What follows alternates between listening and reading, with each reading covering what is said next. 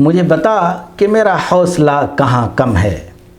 مجھے بتا کہ میرا حوصلہ کہاں کم ہے، میری اڑان کے آگے تو آسماں کم ہے۔ ایک ریسرچ کے مطابق ایک انسان کے ذہن میں پورے دن میں 60,000 خیالات آتے ہیں، اور اس میں پریشانی کی بات یہ ہے، فکر کی بات یہ ہے کہ ان 60,000 خیالات میں 75% نگیٹو اور منفی خیالات آتے ہیں، اور اس میں بھی 95% جو خیالات ہوتے ہیں وہ ریپیٹیٹو ہوتے ہیں، وہ بار بار آتے ہیں۔ اور خاص طور پر جب انسان پریشان ہوتا ہے، جب اس کی زندگی میں مشکلات آتی ہیں، تو اس وقت اور زیادہ نگیٹو اور منفی خیالات اپنی زندگی کے بارے میں، دنیا کے بارے میں، اور اسی طرح اس کے سامنے جو چیزیں بھی ہوتی رہتی ہیں اس کے بارے میں اسے برے، منفی اور نگیٹو خیالات آتے ہیں۔ جب انسان کے اندر منفی خیالات اور نگیٹو خیالات آنے شروع ہوتے ہیں تو پھر انسان کی قوت کارکردگی کم ہو جاتی ہے، وہ اپنا حوصلہ کھونے لگتا ہے، پھر ہر چیز، ہر بات اسے بری لگنے لگتی ہے، ایسا محسوس ہوتا ہے کہ پوری دنیا اس کی مخالف ہو گئی ہے۔ ایسے حالات میں وہ کہتا ہے، کبھی خود پہ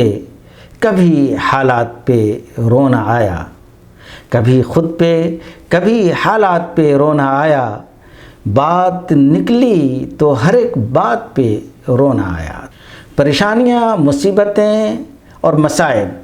یہ زندگی کا ایک حصہ ہے جس کو آپ مان کر چلیے۔ ایسا نہیں ہے کہ جو امیر ہے اس کو پریشانی نہیں آتی ہے، ایسا نہیں ہے کہ جو بہت ہی بڑا اسکالر ہے اس کو پریشانی نہیں آتی ہے، ایسا نہیں ہے کہ جو بادشاہ ہے، کنگ ہے، کسی کنٹری کا پریزیڈنٹ ہے یا پرائم منسٹر ہے اس کو پریشانی نہیں آتی۔ زندگی میں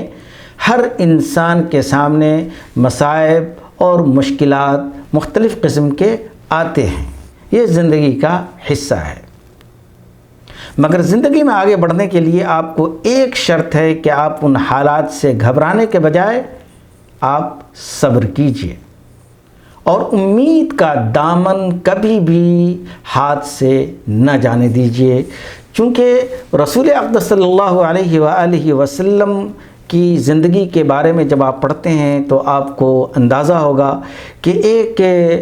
ایک نبی اور ایک رسول صلی اللہ علیہ وآلہ وسلم 13 سال تک، 1 سال نہیں، 2 سال نہیں، 3 سال نہیں، بلکہ 13 سال تک مکے کے اندر ظلم و ستم کا شکار رہتا ہے، مگر وہ صبر کا دامن نہیں چھوڑتا، اس کے بھی حالات بدلتے ہیں۔ تو ہمارے نبی اکرم صلی اللہ علیہ وسلم کی زندگی مصائب، مشکلات، پریشانیوں سے پوری زندگی گھری پڑی ہے،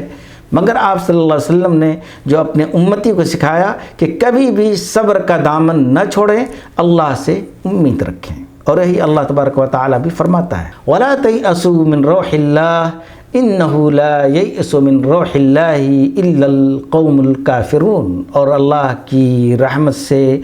مایوس نہ ہو، بے شک اللہ کی رحمت سے صرف کافر لوگ ہی مایوس ہوتے ہیں۔ کافر لوگ جو اللہ کا انکار کرتے ہیں، جو اللہ پر ایمان نہیں رکھتے، وہ لوگ اللہ کی رحمت سے مایوس ہوتے ہیں۔ اگر آپ کو اللہ تبارک و تعالیٰ پر ایمان ہے، یقین ہے، اور آپ مسلمان ہیں اور مومن ہیں، اللہ پر ایمان رکھتے ہیں، تو آپ کو تو اللہ کی رحمت سے نا امید ہونے کی کوئی ضرورت ہی نہیں۔ رحمت آئے گی، دیر آئے گی، لیکن ضرور آئے گی۔ دوسری جگہ ہے کہ اللہ تبارک و تعالیٰ نے فرمایا وَمَنْ يَقْنُطْ مِنْ رَحْمَةِ رَبِّهِ إِلَّا الضَّالُّونَ، کہ اپنے رب کی رحمت سے گمراہوں کے سوا اور کون مایوس ہو سکتا ہے۔ تو اگر آپ اللہ کی رحمت سے مایوس ہوتے ہیں تو اس کا مطلب یہ کہ آپ مومنین کے زمرے میں نہیں ہیں بلکہ گمراہوں کے زمرے میں ہیں، اور کون شخص ہے جو گمراہوں کے زمروں میں آنا چاہتا ہے؟ اس لیے اللہ تبارک و تعالیٰ کی رحمت سے کبھی بھی کسی بھی حال میں انسان کو مایوس نہیں ہونا چاہیے۔